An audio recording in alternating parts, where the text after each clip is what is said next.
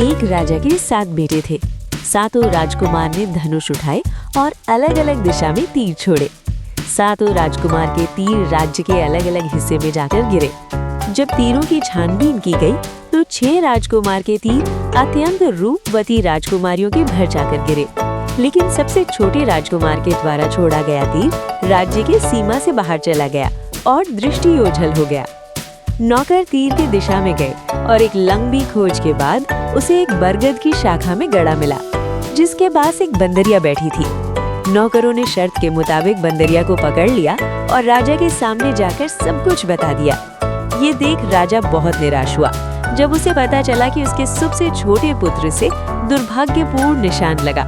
उसके बाद राजा ने फैसला लिया कि छोटे राजकुमार को तीर चलाने का एक अवसर और दिया जाए। कौन व्यक्ति होगा जो एक बंदरिया से विवाह करेगा?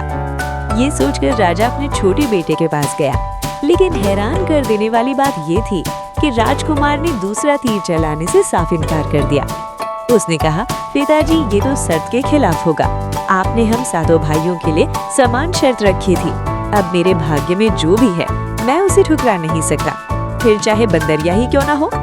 और फिर राजकुमार ने कहा, मेरे भाइयों को अच्छी और सुंदर पत्नियां मिली हैं, ये उनका सौभाग्य है, लेकिन मेरे तीर से जो भी मिला है वो मुझे सहर्ष स्वीकार है।